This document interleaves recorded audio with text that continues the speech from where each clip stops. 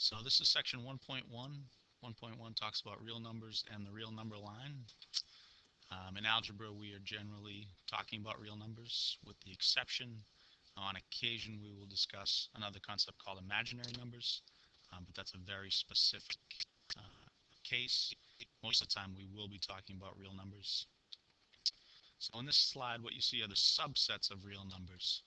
Real numbers basically include all those numbers that we think of when we think of the real number line, which basically means all rational numbers and irrational numbers. Rational numbers include whole numbers, and you can see the example of what whole numbers means, and also integers, which adds the negative values to that whole number set. Rational numbers, by definition, are any number, or a rational number is any number that can be expressed as a fraction of integers, like 3/4 or 1/3, or -4 can be expressed as -4/1. Those are all rational numbers. Irrational numbers cannot be expressed as a fraction of integers. They are non-repeating, non-terminating decimals.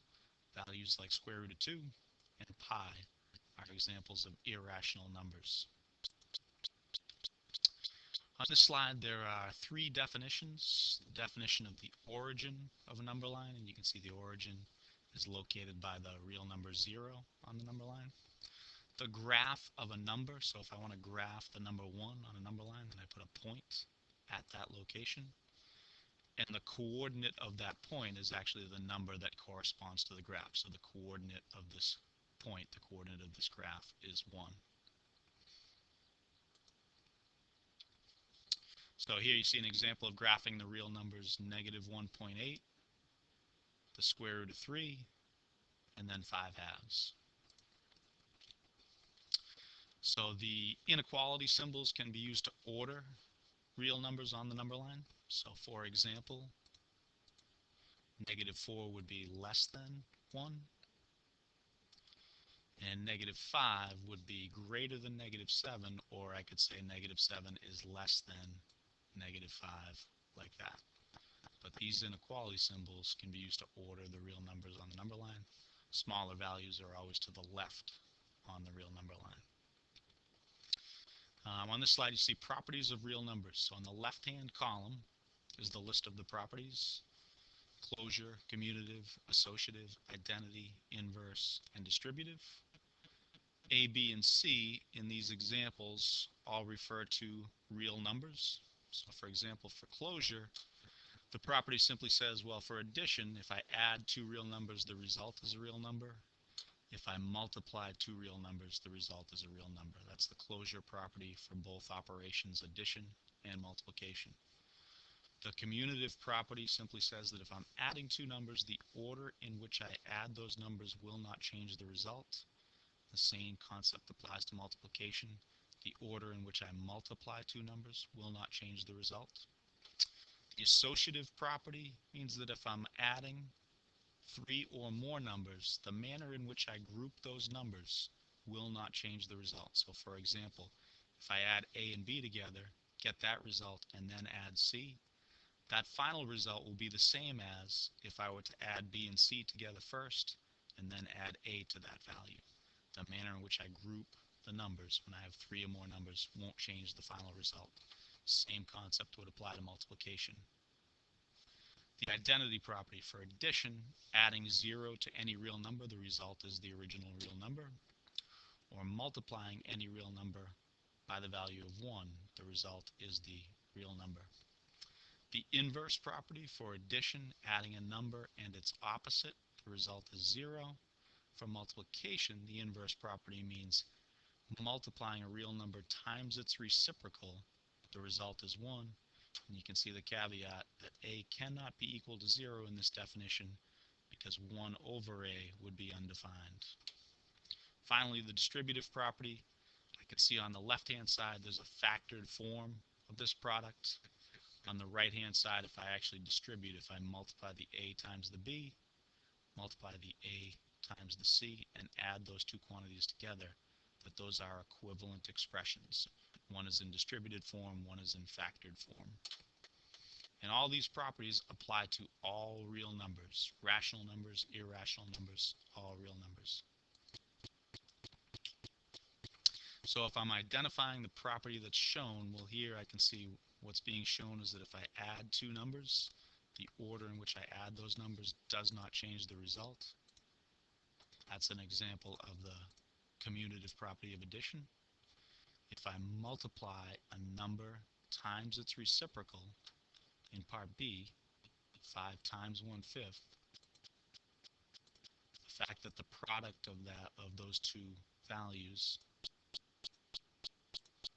is 1, that's the inverse property of multiplication. So up the top of the slide, the opposite or additive inverse. So another way of saying the opposite of a real number is the additive inverse of a real number.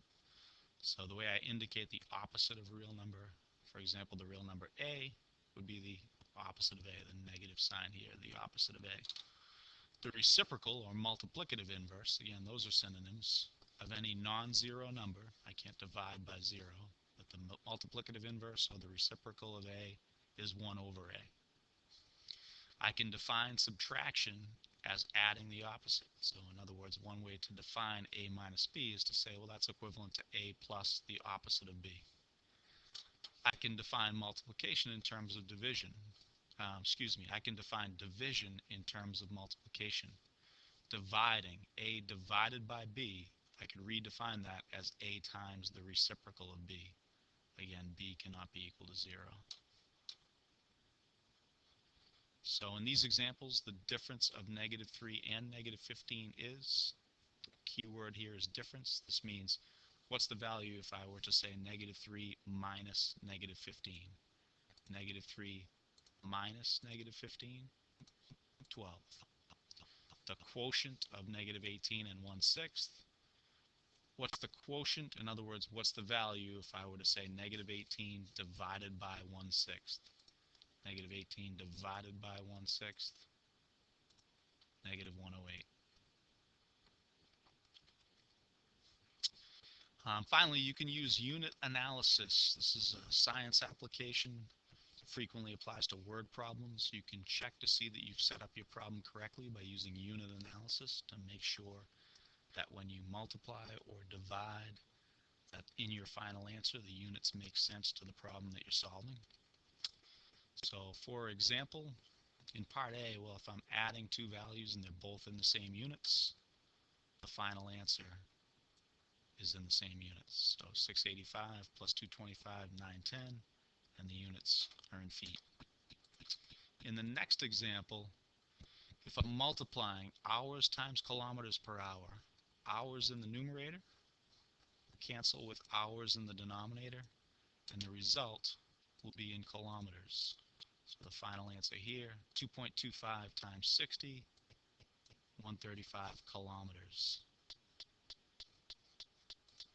And finally, in the third example, when I multiply, seconds in the denominator cancels with seconds in the numerator.